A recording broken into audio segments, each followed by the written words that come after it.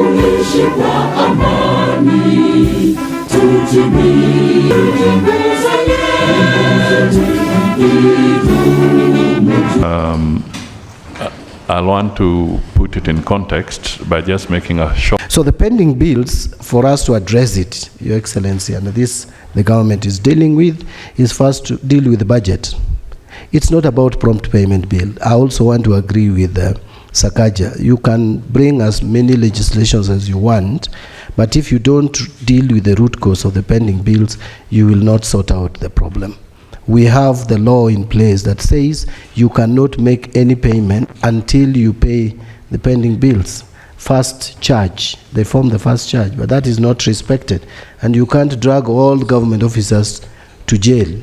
So the starting point will be to deal with the pending bill at the budgeting stage. And this should not just be a national government effort. COG, counties must stop over-projecting on-source revenue. National government must stop over-projecting revenue collection. Then we become realistic in our budget, and then we will solve this problem. The bills are amounting, the ones that were submitted to Uku committee is about 663 billion shillings. From the preliminary analysis, that was the brief that was given to me, the bills may come down to about 450 billion after verification.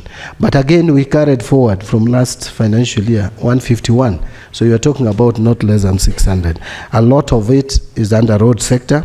There is a strategy to deal with that, and Your Excellency, you are aware of that. I don't want to belabor the point.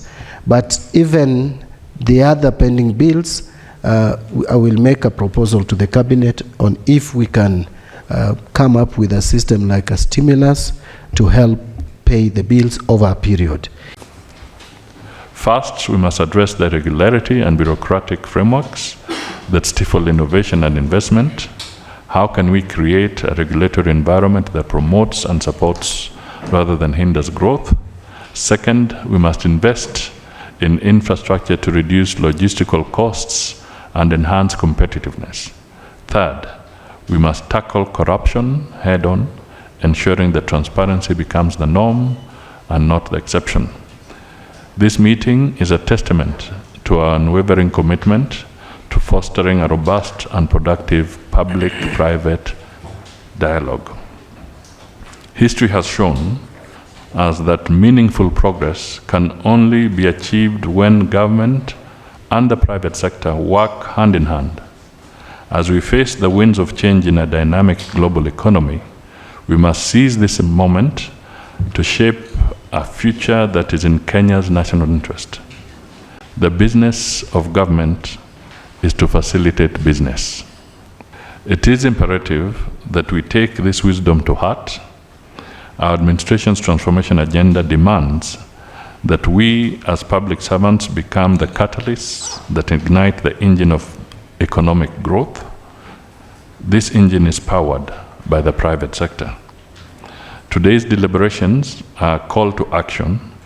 We as a government know very well that the private sector is not just a partner, but the backbone of our economy. From the farmer in Kilifi, exporting mangoes, to the entrepreneur in Thika, processing leather goods, these are the people who fuel our nation's prosperity. Our role is to clear and light up their path and not obstruct it. As we reflect on the ease and cost of doing business in Kenya, let us be frank in identifying the bottlenecks. We know that excessive bureaucracy, outdated regulations, and inefficient infrastructure have at times become barriers rather than bridges to success. Today we must think of collectively charting a new course. This meeting is therefore an opportunity for those of you in the private sector to tell us where the shoe pinches. As we deliberate on creating a more conducive business environment, we must focus on the untapped potential of our youth. Kenya's young population is brimming with energy, ideas, and ambition. They are not just the future. They are the present drivers of innovation and creativity. If we equip them with the right tools, resources, and platforms, they will catalyze the transformation of our economy. Empowered, they can be key agents for development and peace. Let us ensure that our policies create an ecosystem where young entrepreneurs, innovators, and professionals can flourish, because they are left on society's margins. All of us, if they are left on society's margins, all of us will be impoverished.